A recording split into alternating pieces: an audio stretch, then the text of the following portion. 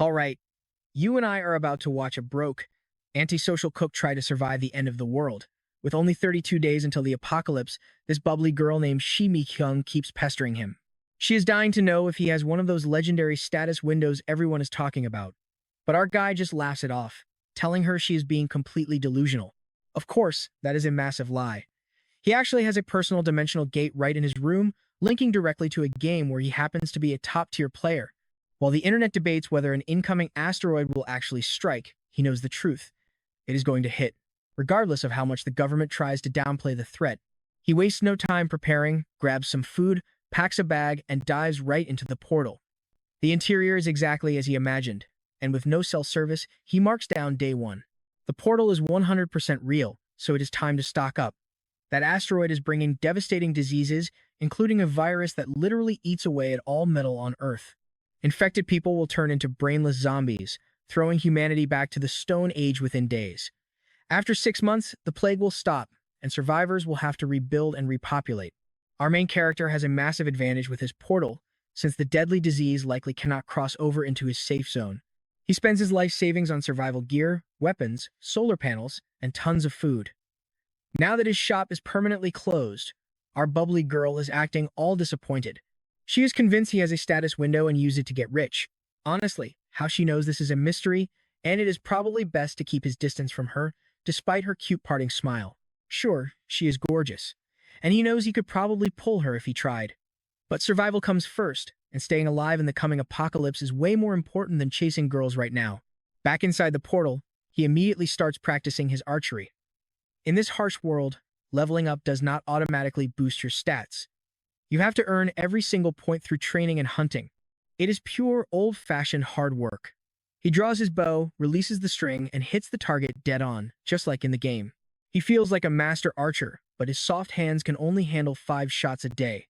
Now he needs to see if he can actually hunt monsters and establish a secure base to stockpile survival resources, starting with some sun apples. Next, he starts tracking some footprints he spots on the ground. It looks like a goblin track, and since there is no base nearby, this creature is likely alone. He follows the trail deep into the night until he finally spots an older goblin.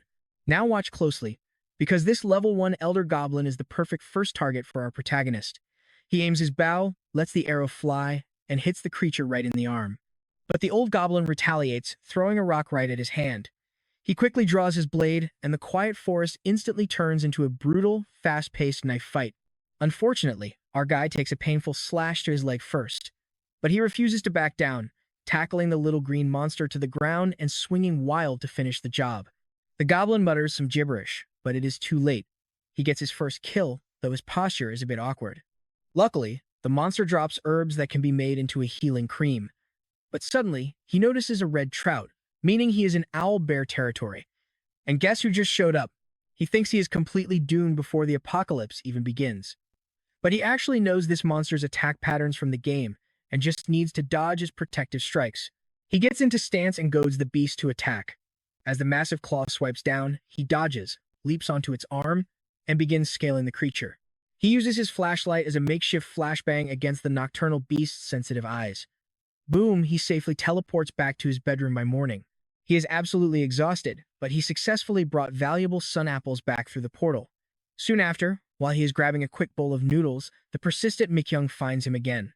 She is acting incredibly sweet and bubbly, clearly trying to fish for info about his status window. But he plays dumb, claiming he was not blessed with any special powers. He is not going to risk his survival for a pretty face. Revealing his status or skills to anyone is as dangerous as giving away his life. The temptation is massive, but slip-ups during the apocalypse will get you killed. After successfully dodging her questions, he gets right back to gathering essential survival supplies. All the gear he ordered online finally arrives. He organizes his stockpile and gears up to tackle the most important objective left on his checklist. You and I both know he needs a safe hideout inside the portal. Remembering a suspicious spot from his last hunt, he heads out to investigate. Peering through his scope, he spots kobold footprints and instantly devises a plan to claim the cave. He prepares to smoke them out, but 2 kobolds suddenly emerge from the entrance. He reacts instantly, swinging his axe to decapitate both monsters in a single blow, earning a level up and 4 stat points in the process. With the guards eliminated, he ignites the fire, sending thick smoke inside to rouse the sleeping kobolds from their slumber.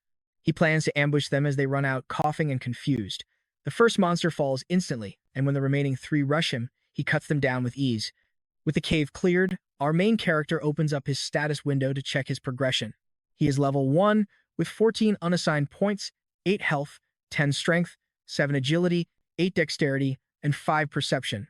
He figures that leveling up will eventually unlock powerful new features, but more importantly, he has finally secured a safe, hidden location to build his ultimate apocalyptic survival shelter. The following day, he is completely worn out from spending hours cleaning and clearing out his brand new hideout. He decides to test the healing power of the ointment crafted from the herbs dropped by that elder goblin. As the ointment heals his wounds, he brainstorms safer ways to raise his stats. He cooks up a clever new shortcut, though we do not see it yet, before heading back to build his shelter. While hauling supply boxes, Mi-kyung spots him again and offers him a haircut at her salon, which he surprisingly accepts. As she trims his hair, she mentions that the system window is linked to survival games. Feigning total surprise, he asks how she stumbled onto this information. Suddenly, a heavily tattooed blonde guy named Owen Hack walks in. He is her informant, and he has a bad history with our protagonist. Hack reveals he is hunting a specific player alongside his crew, using the alias Kimbab Showa. Hearing this name, our main character instantly realizes they are tracking him. Hack aggressively pressures her to join his crew, but our protagonist steps in to break it up. Trust me, you and I are going to want to see how this clash unfolds.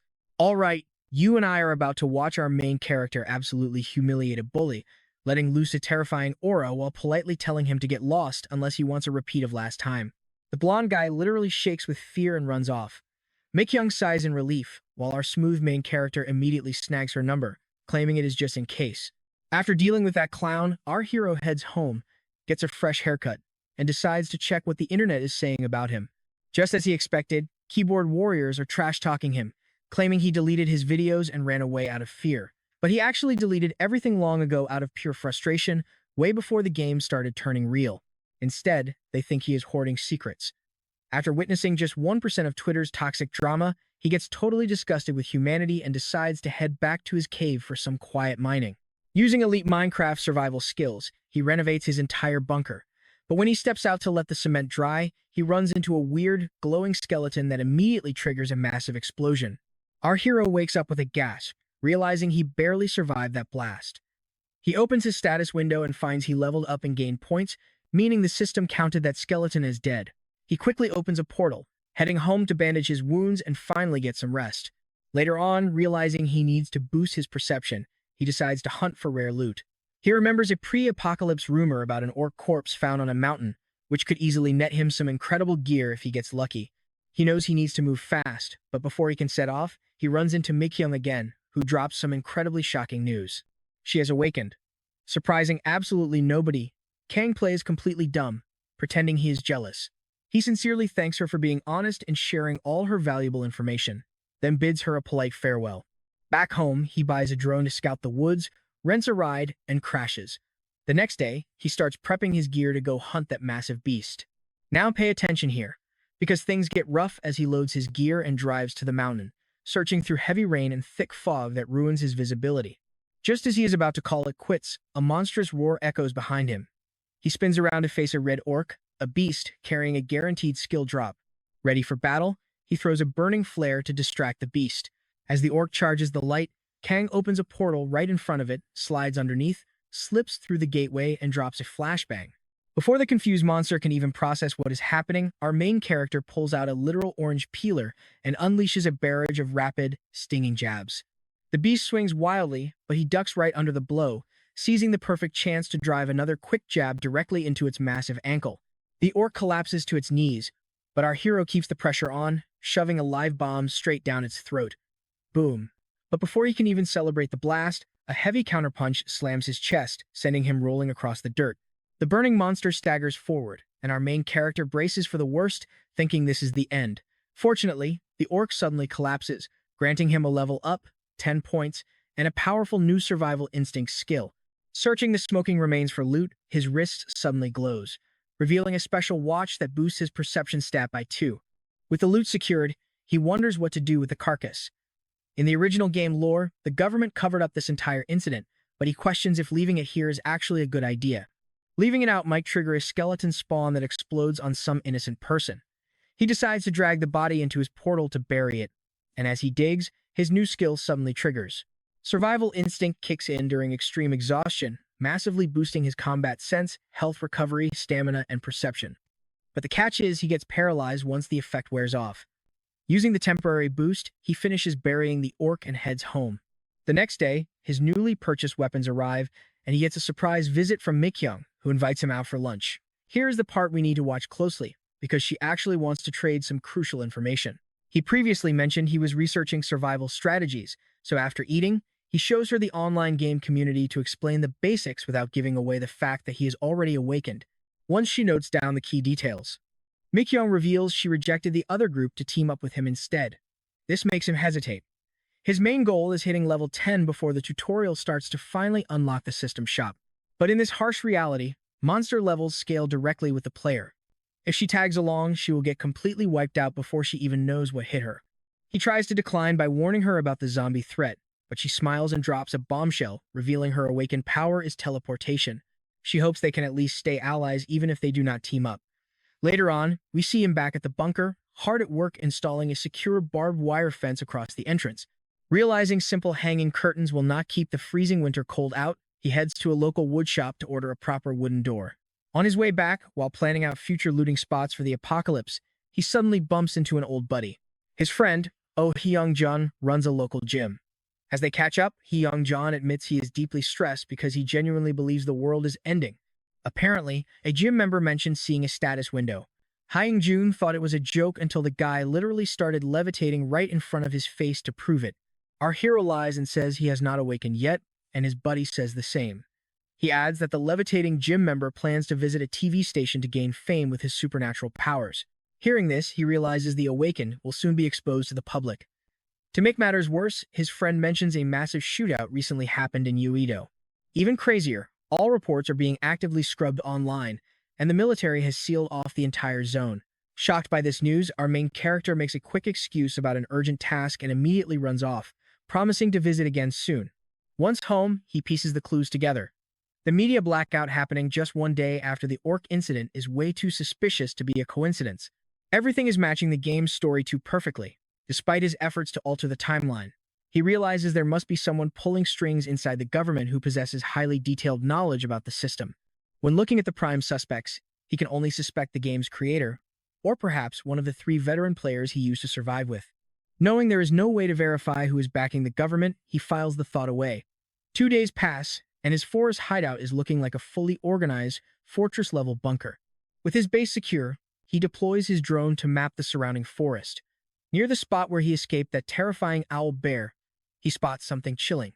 The grave where he buried the goblin has been dug wide open, surrounded by weird footprints.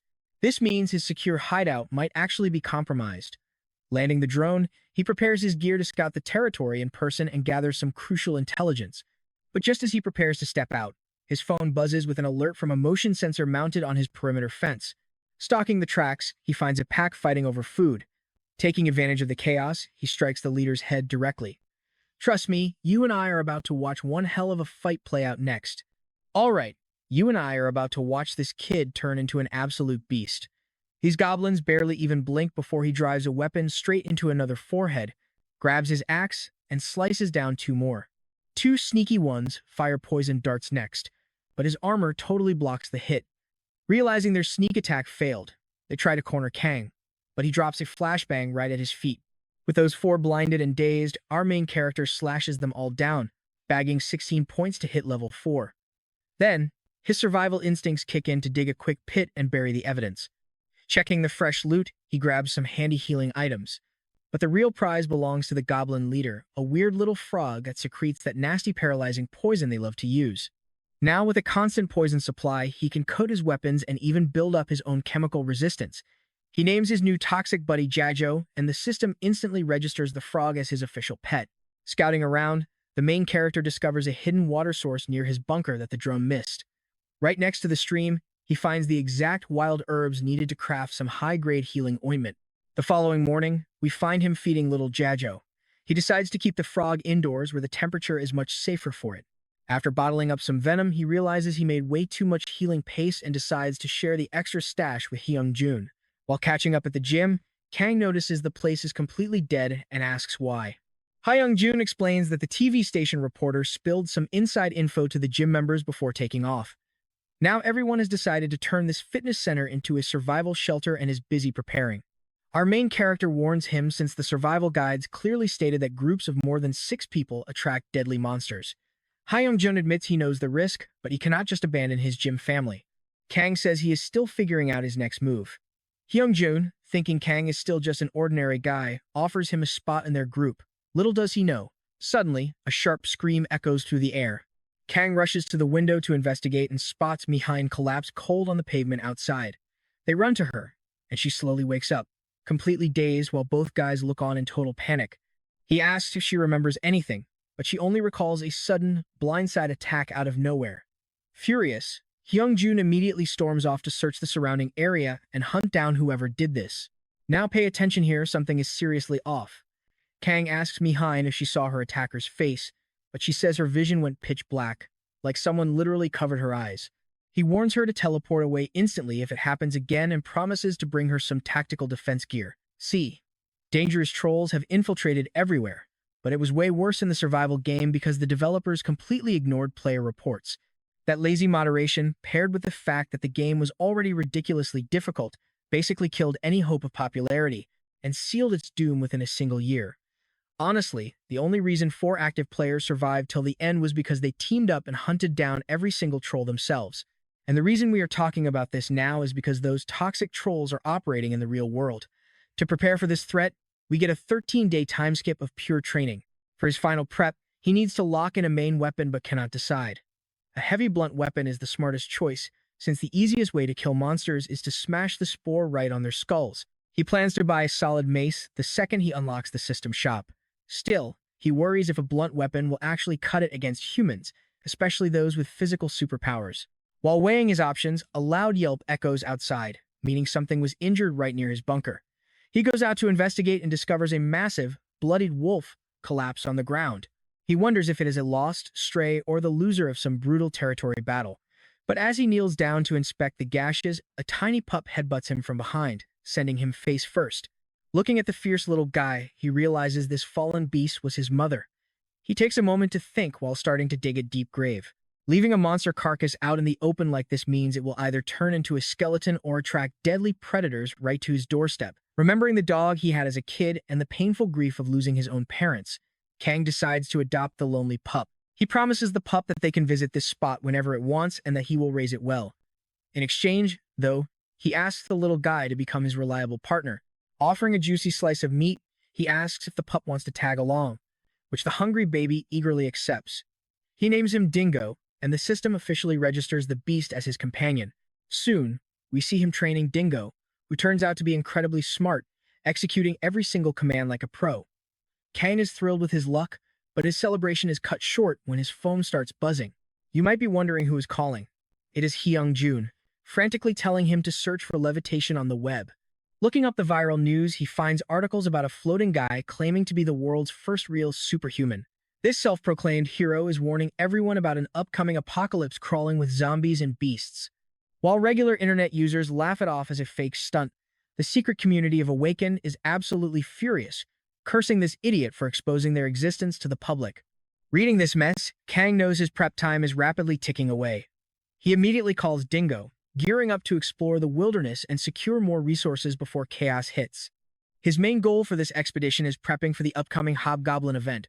He needs to test Dingo's scent tracking abilities on real targets, and more importantly, see if this little pup will actually fight or run when danger strikes. While trekking, Dingo whines after chewing on a weird leaf. Kang checks it out and realizes it is valuable black pepper, promising his new buddy a fat treat for making such a lucky discovery. After catching some fresh fish, they head back to the bunker.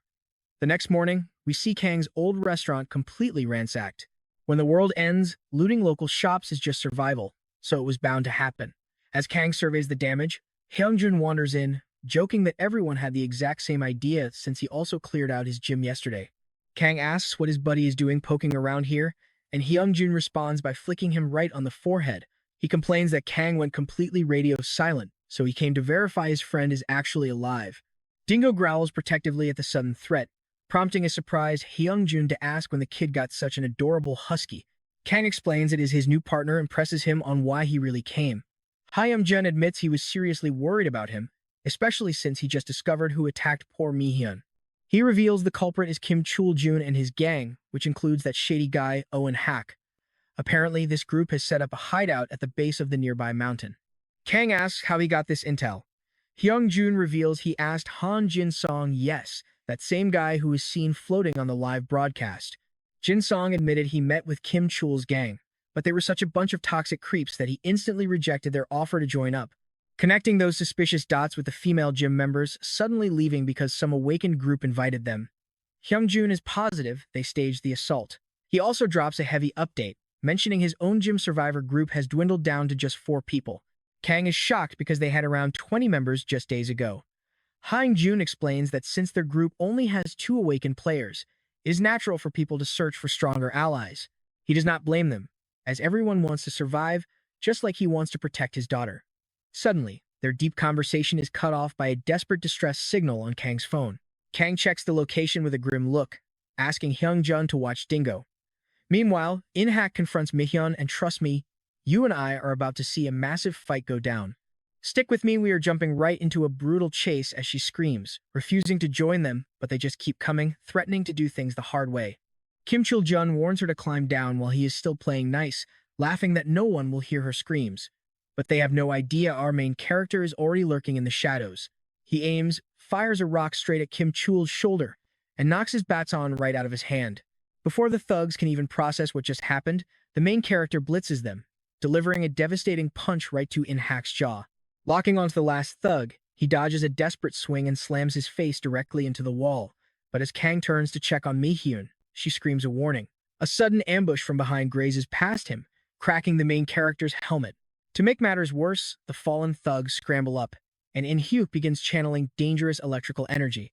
Things look bad for our hero, but just as In-hyuk prepares to blast him, Dingo leaps out of nowhere and sinks his teeth into the guy's arm. Right then, Hong-jun rolls up while on the line with the police, forcing the cowards to run for it. But before Hong-jun can even ask if he is alright, Mi-kyung teleports right into the middle of the street, completely panicked about him. Looking at his worried companions, memories of his allies inside Survivor life flash through his mind. Shaking it off, he tells Hong-jun to take Mi-kyung onto his squad, claiming he has some urgent business of his own to handle. After parting ways, Kang heads straight back to his hideout to continue upgrading the bunker. But even as he works, his thoughts keep drifting back to his comrades. Sure, he wants to trust them with the secret of his system, but it is just impossible. His unique skills are strictly meant for a solo player. He has to grind levels and unlock more powers, a lesson he learned the hard way against the Mountain Gang. Now, pay attention here because with the heater finally installed, his shelter is almost done. And just in time, because a chilling news broadcast announces the arrival of the world-ending asteroid. The reporters explain that Jupiter's massive orbit pulled the space rock apart, splitting it in 2. Kang immediately remembers that in the game, the smaller fragment struck the ocean first, unleashing the zombie plague directly onto Gamcheon Port. Scanning the online boards for the awakened community's reaction, he spots a post from a very familiar user. My dream was a legendary player famous for helping rookies, and who had run with the high-tier veterans before. Now, they are searching for those elite players, offering a secure bunker stocked with 3 years of food for 5 survivors. Kang decides to bookmark the thread for now. He has absolutely no plans to make the first move, but he wants to keep a close eye on things in case another veteran decides to respond. Back inside, the final construction touches are officially finished. Exhausted but deeply proud of his hard work, our hero finally lies down to rest, only to be jolted awake by Dingo's aggressive barking. He dashes outside to investigate, immediately spotting the threat triggering Dingo's fury, a pack of razor-fanged wolves circling the entrance. Seeing his pet's sheer rage, Kang realizes these beasts are the ones that slaughtered Dingo's mother. The real issue? He stands 0 chance in a direct brawl right now, and if he tries to run back inside for a better weapon, they will tear him apart instantly. His only ticket out of this deadly trap is to force the pack to retreat. It is a solid plan, as these beasts are incredibly cautious and take cues directly from their leader. If Kang can terrify the alpha, the rest of the pack will tuck their tails and run. Just like normal wolves, these mutants are hypersensitive to overwhelming odors, and luckily, our guy is packing heavy-duty pepper spray. It won't kill the alpha, but it should definitely drive them off his turf. But if the monster decides to charge anyway, he is totally cornered.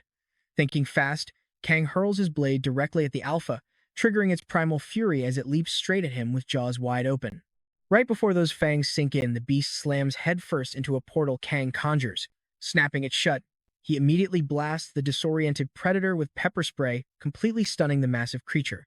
Since our main character is not one to show mercy, he charges forward with his orange peeler, driving it directly into the alpha's eye.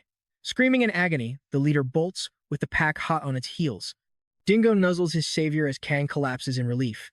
Let's pause for a second, that was close, but now he vows to get real revenge for Dingo's mother. Later, we see him heading back into town. He is completely lost in thought until Hyun-jun calls out, accompanied by a female classmate from the academy. He mentions she is looking to buy weapons, despite doubting the rumors about the coming economic collapse. She squints at our hero, staring intently until a spark of recognition finally hits her. She remembers him from his old restaurant.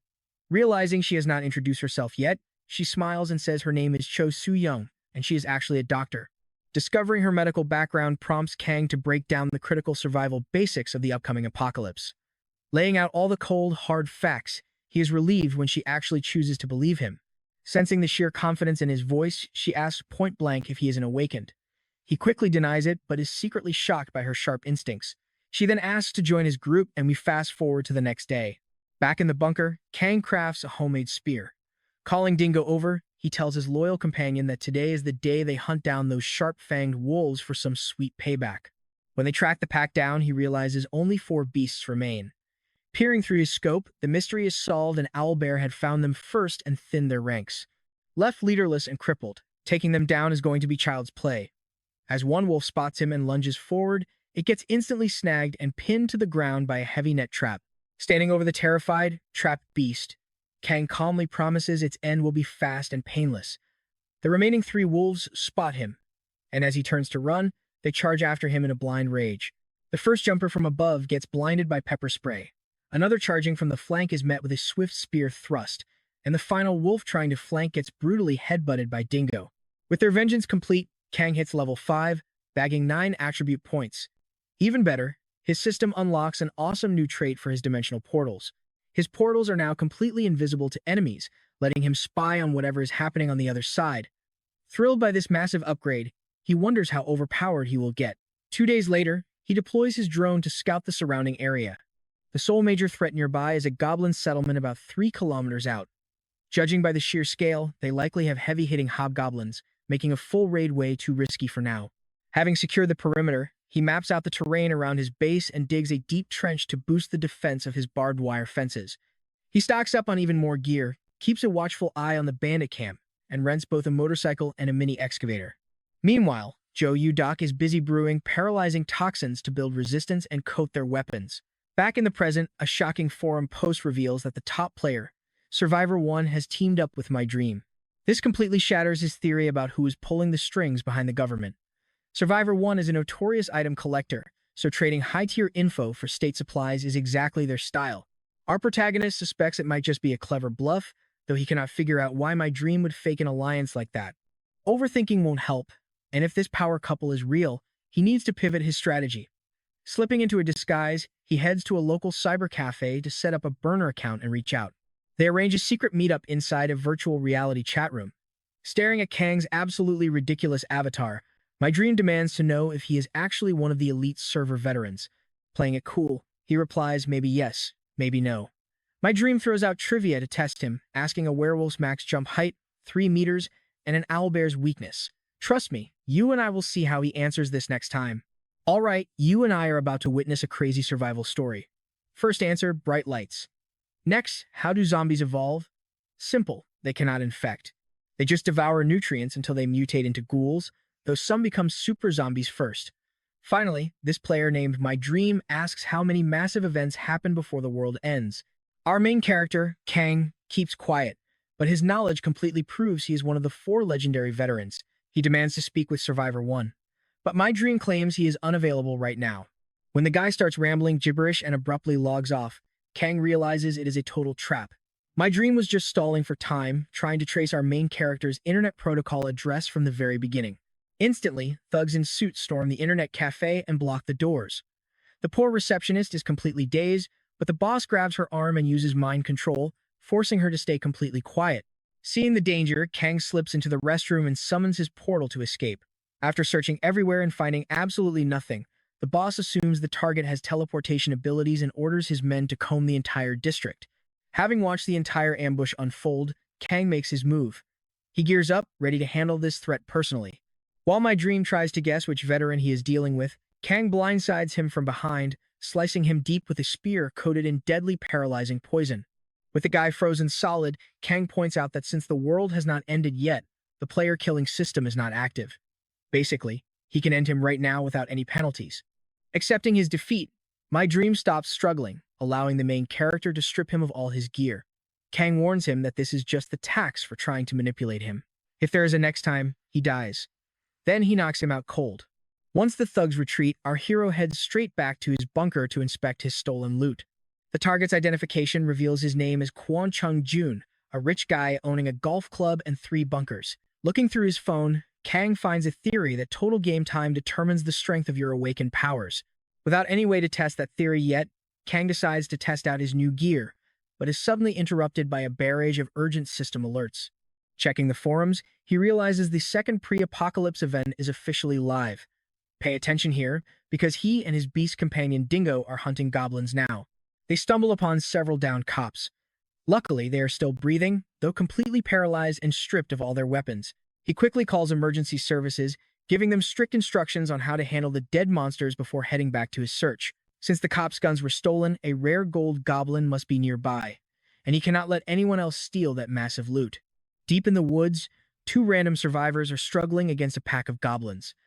One normal guy is playing the tank role, while his awakened partner is desperately slinging rocks using telekinetic powers. They exchange blows until a monster lands a lucky hit on the telekinetic user. But just as the pack rushes in for the kill, a rain of deadly arrows wipes them out, saving the duo. Watching from the shadows like an absolute sniper, Kang realizes no other strong survivors have reached the mountain yet. Armed with this knowledge, he can execute his plan without any interference. First, he baits a single goblin and drags it toward his portal, taking his time to end it so its agonizing shrieks summon the boss. Finding their dead comrade with no killer in sight, the monsters will naturally scatter to search the area. This draws the entire pack right into Kang's trap by the portal, allowing him to wipe them out all at once. The plan is flawless until a massive hobgoblin ambushes our hero. Left with 0 options, Kang braces for impact and blocks a brutal strike that blasts him straight into a tree trunk. Just as he is about to be crushed, his survival instinct triggers. He blitzes forward, bypassing the giant to land a perfect, fatal headshot on the gold goblin. Quickly tossing the golden loot into his portal, Kang fires 2 lead pellets directly into the charging hobgoblin's arm. With the beast crippled, he shreds it to pieces, hitting level 6, gaining 18 points and unlocking the territorial perception skill. This broken skill lets him instantly sense and react to literally anything within his sight. To top it off, he scores gloves that boost his dexterity by 2, but has to dive into his portal as a search party draws near. The next morning, he wakes up utterly sore, deeply regretting using that survival skill. Checking the golden loot, he finds a mithril knife immune to the iron collapse and some wild night vision grapes. I know what you were thinking, grapes? But they are incredibly useful. The moment Kang steps out of his safe zone, his phone blows up with frantic messages from friends terrified for his safety. Amused that he is suddenly the center of attention, he decides to head over to Haeyoungjin's academy. Once there, Michung and Haeyoungjin introduce him to 2 totally unfamiliar members of their group, Lee Kyung-hoon and Kim Bora. They are all panicking over the morning news. A doctor who dissected one of yesterday's goblins has officially warned the entire public to prepare for the upcoming apocalypse. On top of that, the president announces a manhunt for the creator of Survivor Life, while promising to finally listen to the voices of awakened players. Hearing the news, Haeyoungjin asks Kang about his next move, hoping to exploit our hero's knowledge. But before Kang can even speak, Haeyoungjin cuts himself off, claiming it is too dangerous anyway. He argues that goblins only grant easy points to boost people a level or 2. Because of that, he thinks it is smarter to just keep hoarding survival supplies like they are currently doing. Listening to this guy spout absolute nonsense, the main character tries to correct him, but is rudely cut off by Kangjun, who asks if Kang has ever even played the game. Keeping his power a secret, Kang lies and says he has not, though he reads the forums. Kangjun instantly mocks him, warning him that relying on online rumors is a terrible idea. Seeing that this guy is a hopeless case, Kang decides to leave since he hates wasting knowledge on trolls.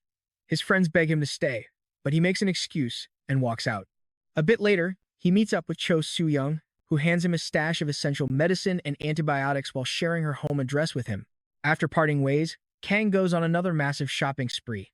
Using his expanded domain, he constructs a secure warehouse right outside his bunker while the outside world slowly descends into complete chaos. Loss. Panic floods the television screens. The United Nations holds frantic emergency meetings as NASA discovers their calculations for the incoming asteroid's trajectory are horribly wrong. The public now realizes that devastating impact is completely inevitable. 4 days pass in a flash, bringing our main character directly to Gamcheon Port, the exact location where the next pre-apocalyptic crisis will strike. Ensuring the coast is entirely clear, Kang hunkers down inside a derelict warehouse to prepare for the oncoming storm. There is still a slight chance he might turn into an undead. But with the airborne spores being impossible to avoid and only 5 days left on the clock, he realizes it makes no difference. The moment his phone vibrates with a system alert, a colossal tsunami triggered by the asteroid's shockwave decimates the entire shoreline. Launching his boat directly from the ruins, Kang races toward the target ship at maximum speed. Reaching the deck, he feels perfectly fine, confirming his theory that he is immune to the deadly spores.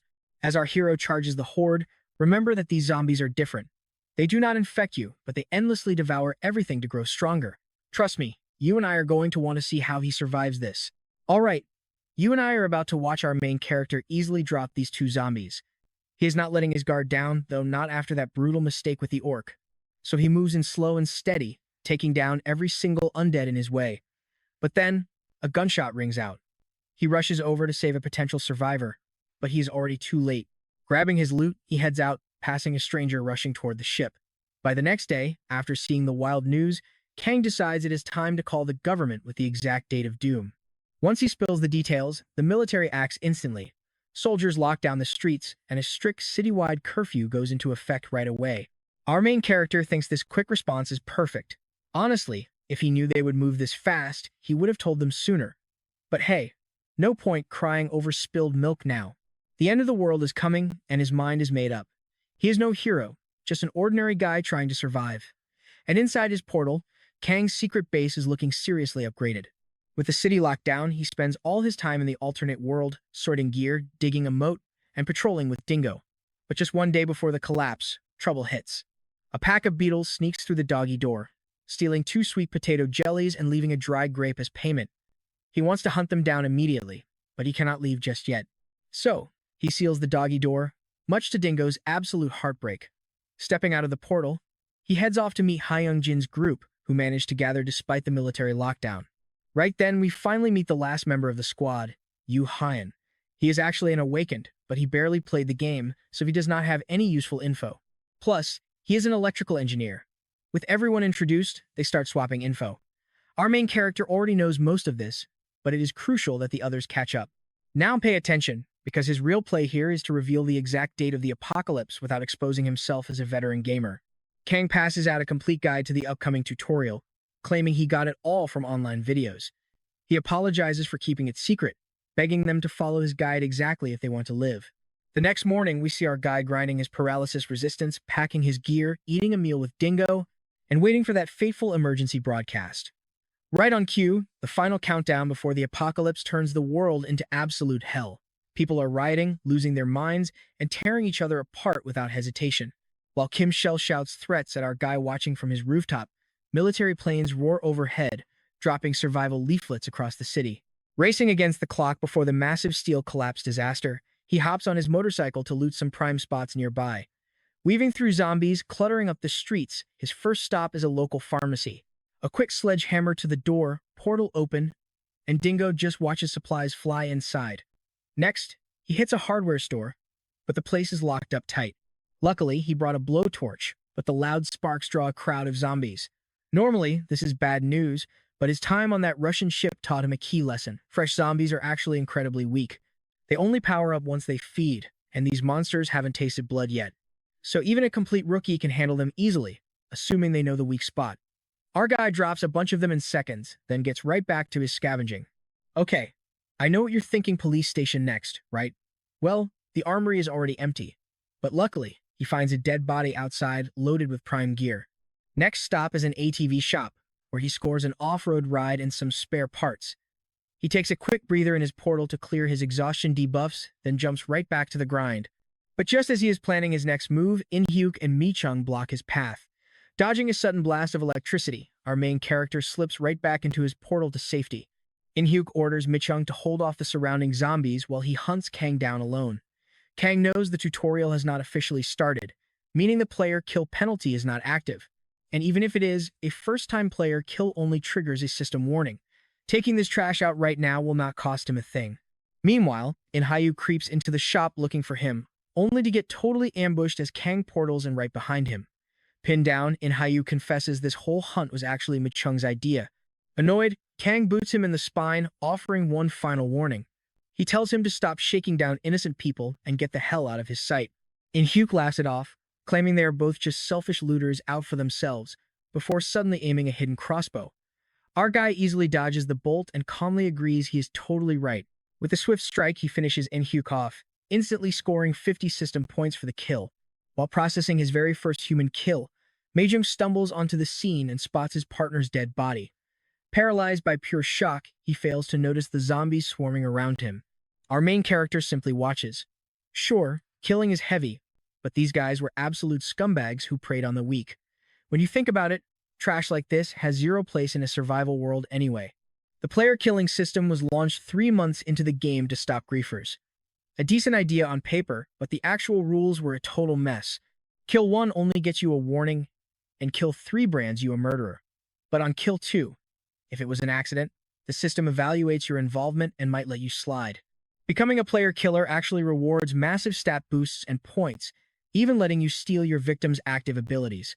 But of course, it comes with a catch. Not only must killers keep hunting, but if 3 of them gather, a deadly barrier traps them in a forced fight to the death. It sounds great for a hunter early on, but in high-level zones packed with veterans, that barrier becomes a total death trap.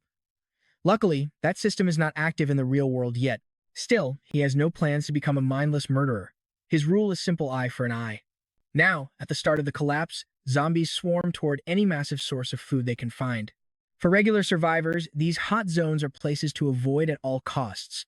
But for a pro gamer with thousands of hours logged, it is a goldmine for farming levels. Pouring fuel outside the market, he sends Dingo in to lure the entire horde out. Flicking a lighter into the fuel, they dive back into the portal as the market explodes. This little stunt instantly bumps him to level 11, earning 116 points and a brand new dimensional slot. Realizing the devastating metal collapse is about to hit, our guy retreats to his safe zone to dump his metal gear and swap to wooden tools.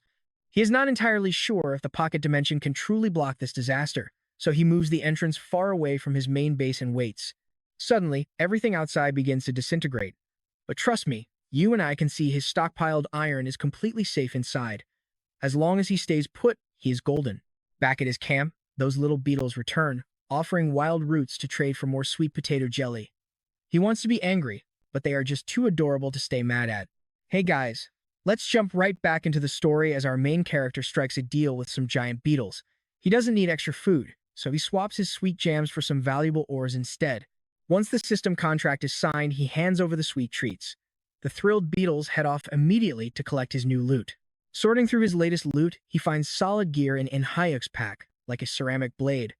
This high-quality stuff convinces him he needs to scout the mountain gang's base soon. Sifting through salvage hard drives, he discovers Mi-chung actually used to be an idol. After wiping the files clean, he checks out the new shop unlocked at level 10. The shop interface is identical to the game. Purchased items spawn instantly right out of thin air, leaving him wondering if a legendary duplicate bug still works.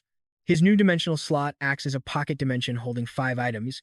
Thanks to this, he can stop hauling heavy weapons around or constantly summoning them through the portal. Fully packed and ready, he ventures out to kick off the tutorial. Pitch black darkness blinds him completely, forcing him to eat a rare night vision grape. With his vision fully restored, he searches for shelter. The scary part about this game, players almost never get a warning before a deadly event suddenly kicks off. But the tutorial has a distinct rule. A massive horde triggers the start. To summon this wall of undead, you just have to make eye contact with one and grab a specific item.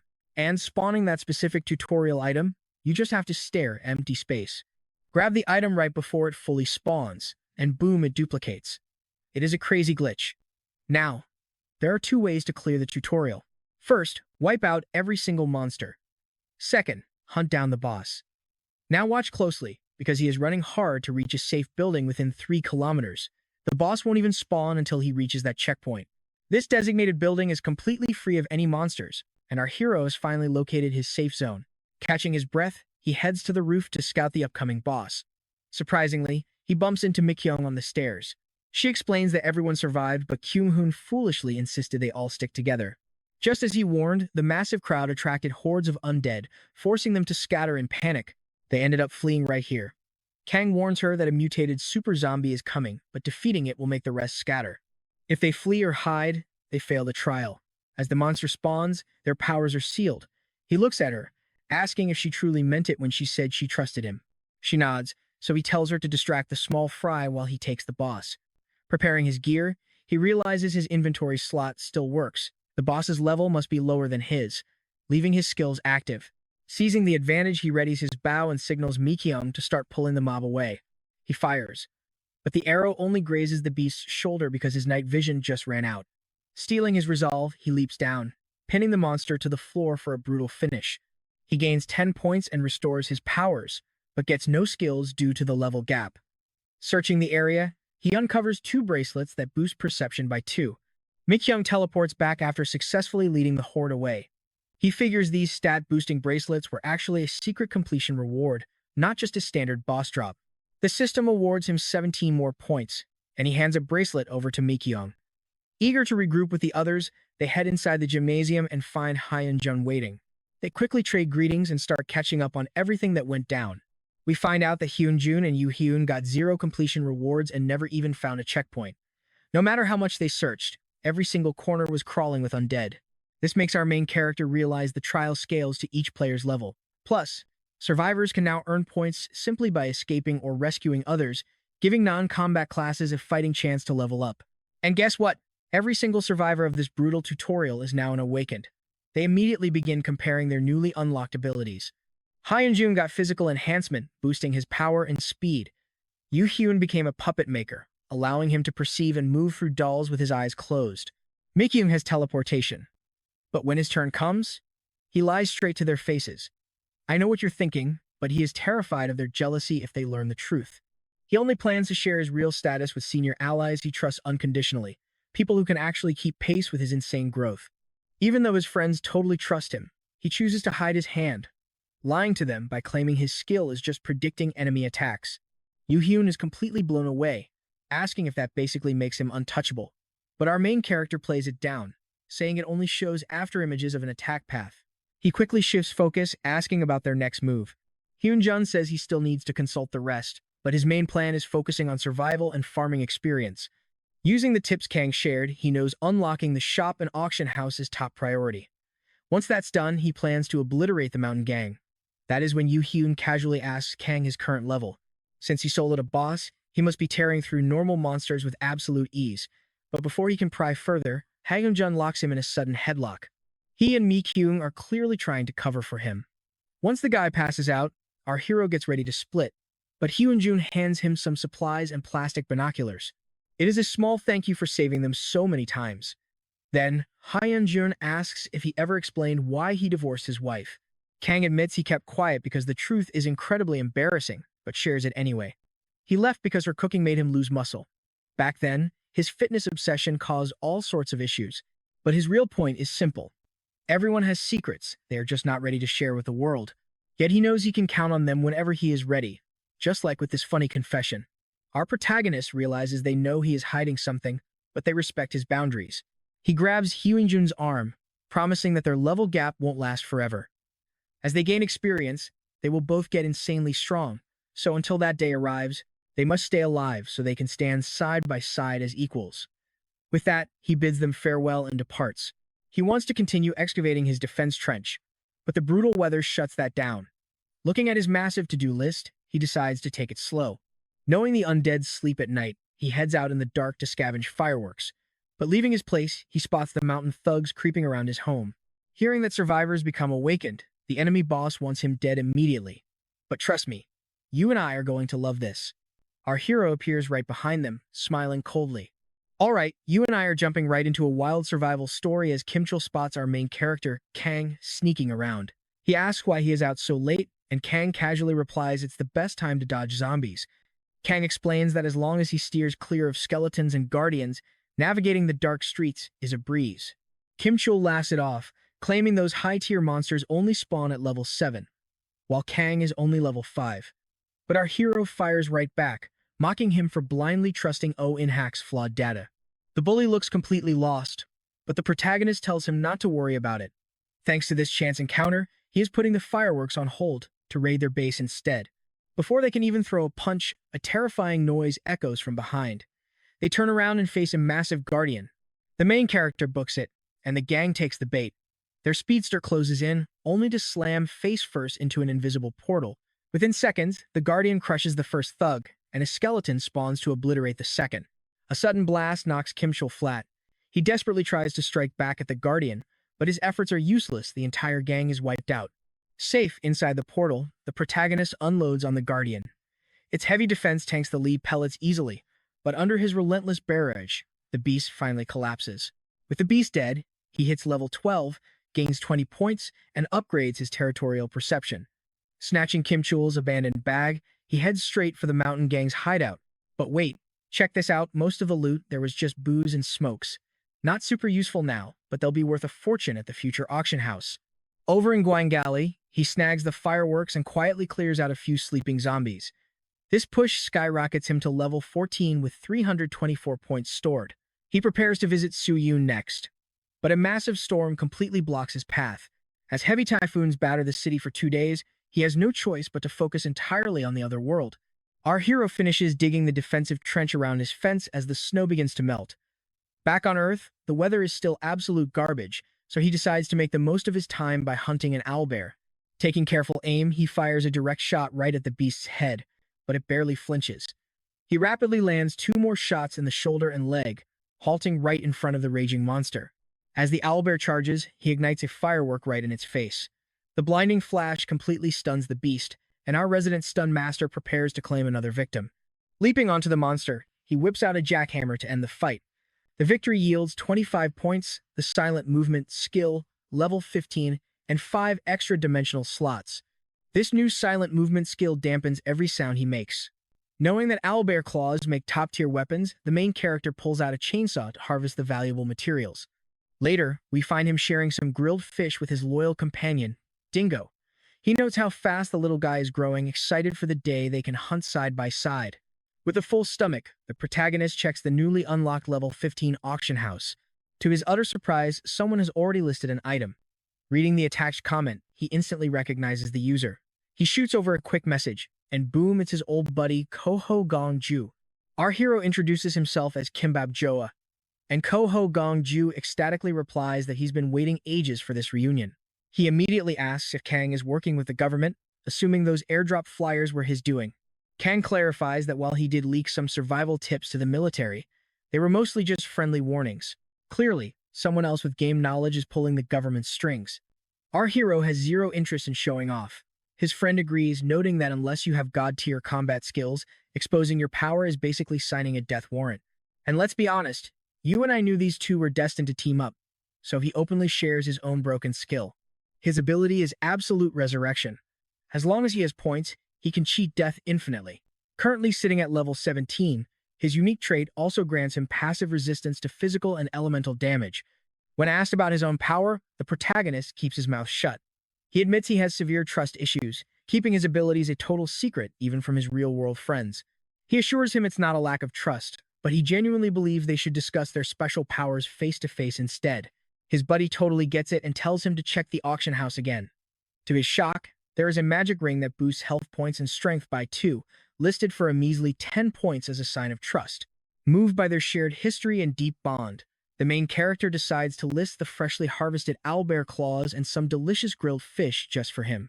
Knowing Koho Bongju loves grilled fish and beast claws, this is a massive gesture of respect. When asked if monsters are already roaming his area, our hero reveals it is actually a side effect of his special powers. Kang welcomes his eccentric friend to travel over to Busan for a meetup, though he highly recommends actually putting on some clothes first. As their chat wraps up, Koho Bongju happily devours the delivered fish. Right on cue, the dark storm clouds disperse, letting the bright sunshine back in. He wonders if this sudden clear weather is a divine sign, or if his legendary friend who survived to the absolute end has literally become a god. Either way, he knows he needs to pack up and meet him. Without warning, he leaps out of his window, crushing a zombie beneath him. He swings the corpse around like a club, sweeping through the entire neighborhood in a display of pure, chaotic madness. Stopping his rampage, he realizes he has run in a circle back to his own hideout.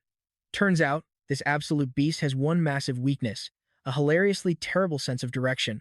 3 days after the storms clear, the Academy group is finally adapting to this brutal apocalypse. Yu Hyun leaps from level 1 to level 5, massively boosting the range of his unique power. They relocate closer to our hero's place, while Kyu Hoon and Kim Bora officially become a couple. Meanwhile, Hyun Jun hits level 10, unlocking the coveted system shop. Receiving their updates, the main character sends over safe farming spots to help them level up. He also checks in on our flashy show-off, Zoro, but the guy takes forever to reply. Only the local zombies know why. From level 15 onward, the experience required to level up completely doubles, making any future progress an absolute nightmare. Checking his status window, the protagonist realizes hitting level 16 is totally doable if he focuses entirely on grinding, but his schedule is already packed. Shelving the grind for now, he steps through the portal and chats with some friendly beetles, discovering they forged his mithril knife. Skeptical of their craftsmanship, he tosses them a coin, which they instantly transform into a miniature dagger. Seeing its incredible quality, he bluntly asks why his mithril knife was such hot garbage, leaving the poor beetles utterly heartbroken. Confused by their sudden tears, he asks them to draw out what is wrong. It turns out a gang of nasty goblins has been constantly raiding them and ruining their work. The protagonist tells them to map out the goblin camp, promising to wipe them out entirely if they keep crafting for him. He commissions a brand new item on the spot, assuring them they'll be extremely well compensated for their hard work. With the deal struck, we leave our hero and Dingo doing what they do best, hunting down some helpless zombies. Let's dive back in as the zombies grow stronger by the day, but our main character keeps carving a path to Soo-Yoon's house until his staff's durability blinks red. Reaching his destination, he can't help but feel uneasy about this exact spot. This neighborhood sat right between one of my dreams' bunkers and a government shelter. In other words, it was the perfect war zone for survivors constantly fighting to claim it. After scaling the elevator ropes, our main character finally reaches her apartment and knocks on the door. Inside, a girl is complaining, grumbling that she promised to be at the meetup on time and that nobody should be wandering around with a player killer on the loose. The peephole slides open to reveal Soo-Yeon, who is clearly expecting someone else entirely. She is totally confused about why he showed up, but he just answers that he still owes her for the life-saving medicine she gave him. But more importantly, he presses her about the player killer she just brought up. Hearing this, she quickly pulls him inside to talk in safety, explaining that 3 factions have gathered around the shelter. Group C, boasting at least 10 members, proposed a deal to the other 2 factions raid the government shelter together and split all the loot. But when they said no, a mysterious player killer suddenly appeared, targeting only the members of the 2 factions that rejected the deal. The main character pieces it together. Based on their numbers and tactics, Group C's leader has to be my dream, and the killer is his puppet. If that is true, trying to negotiate first means his mind control power must have some major limitation or cooldown. Still, he can't wrap his head around why they are rushing to raid the shelter now, when it is supposed to open for everyone later. Knowing she's the only healer around, he asks how her level-up progress is going. She sighs, explaining that while she gets tiny bits of experience by treating people, leveling up normally is basically impossible. This basically proves his theory healers and utility players with 0 combat skills are practically locked out of leveling up. Because of that, my dream is likely targeting the government shelter to find items that can bypass this leveling bottleneck. An explosive weapon with area damage would be perfect for power leveling his non-combat lackeys. Factor in the struggle of feeding a massive crew, and his motives make perfect sense. With that figured out, he remembers she was heading out earlier. He asks if she was going out to gather resources, but she shakes her head. Apparently, someone is planning a romantic confession. She groans, admitting that everyone in her group is a total idiot. Sure, they are not evil, but they have got nothing but romance on their minds. Shifting gears, she asks what Kang plans to do next. He replies that he is going to check out the government shelter. She panics instantly, but he calms her down, promising he will just scout the place and avoid getting spotted by Group C. Before leaving, he hands her a glowing stone, promising to repay her for the medicine with massive interest if things go well. Meanwhile, we cut to my dream, confirming the player killer is indeed his puppet. A minion reports that Group B is already packing up their supplies after the recent hits. However, Group A is stubbornly staying put, so they plan to assassinate more of their members to force them out. Since Team A roams separately, they cannot track everyone, but they just spotted a lone member wandering nearby. And yes, it is Su-yeon, making her the player killer's next target. Right after, we see my dream stressing over our main character. On top of that, even though his brainwashed puppets do all the killing, he gets absolutely 0 experience points from their work. Knowing Kang had rare paralyzing poison before the world even ended, he knows exactly how deadly our hero is. Plus, lacking auction house access means other faction leaders might treat him like a joke. To fix his leveling issue, his minions drag in captured zombies so he can burn them alive with Molotov cocktails. With that, my dream finally hits level 9 and immediately commands his brainwashed slaves to find a way inside the shelter, keep bringing him zombies for easy experience, and locate our main character immediately. But watch closely, because Kang is actually right there, eavesdropping on everything from inside his dimensional portal. Meanwhile, Su-yeon's awkward confession meeting is underway. She snaps at the guy, warning him that this is no time for romance with a serial killer on the loose. He defends himself, claiming his tracking skill confirmed the area was clear, but as she turns to leave, his heart suddenly beats erratically. That heavy heartbeat is the ultimate warning the player killer is right on top of them. Activating his scanning skill, the terrified boy screams that the assassin is literally right in front of them, just as the system barrier locks them in. Su-yeon yells at the side character to get ready as the monster lunges. The first strike lands. She barely dodges, flashing her high beam light directly into his eyes. He is blinded, but instead of attacking, she just celebrates her luck and immediately gets blasted right in the stomach. She seriously needs combat lessons from our hero. Clutching her gut, she cries out to her admirer for help, but the coward has already sprinted away to save his own skin. I know what you were thinking. She is completely done for. Right. Well, think again, because our main character crashes into the scene, parries the next strike, and delivers a devastating stomach punch to return the favor. Like a total gentleman, he offers his hand to help her up, casually telling her that today is not her day to die. A bit later, Su-yeon heals her wounds while listening to the intel our hero gathered on my dream. Meanwhile, we see that her useless admirer has already ended up dead. He explains that with the massive physical buffs these player killers receive, defeating him head-on is impossible. Plus, once a target dies and the barrier drops, a massive wall of surrounding zombies blocks every exit. But there is a system exploit to escape. Kang explains that when the heavy heartbeat thumps again and the killer's eyes glow, the barrier will actually shrink. At that exact second, a temporary gap will open, and she must sprint across the sky bridge connecting their building to the next block. This is a one-time chance, so he will signal her when the timing is perfect. She worries about his safety, but he insists someone has to stay back and distract the killer to prevent any unpredictable variables. Once she is in position, he waits for the killer, who comes crashing straight through the concrete wall. Our hero dodges the opening strike and retaliates with a heavy shield bash, but it does 0 damage. Due to my dream's mind control, the assassin's attack patterns are simple and predictable. The real issue is that as the battle drags on, he keeps getting stronger. Kang cannot afford to kill him yet either, since this killer is the key to destroying my dream. After a tense back and forth of dodging and striking, Phase 2 triggers, and the killer's speed explodes. Feeling the pressure, our main character pulls out a luminous stone and detonates it right in the killer's face. While his enemy is blinded, he runs to buy precious seconds. Su-yeon screams that the barrier is closing in, but he yells back that it is not time yet. Suddenly, the killer grabs him, unleashing a flurry of blows that Kang barely blocks with his shield until the heartbeat thuds again. Phase 3 officially begins, and that is the green light for Su-yeon. She sprints across the sky bridge as the barrier collapses behind her, barely making it to safety. As Kang tries to escape, the killer shatters the floor to block him. But just as the fatal blow is about to land, we see he has already slipped into his portal, handgun drawn. He fires, steps out of the portal, and slices through the zombie horde. Grabbing Su-yeon's hand, he runs, warning that the killer is still alive. Trust me, you and I are going to want to see what happens next. All right, let's jump right into this. Once the barrier drops, the zombies swarm, and though she begs him to go home, he insists they head to the temporary shelter. Pay attention here, the second that barrier fades, all the player killer's debuffs disappear, hopefully breaking my dream's creepy mind control too. And trust me, using this player killer for an owlbear stunt is the absolute perfect way to farm likes on this video.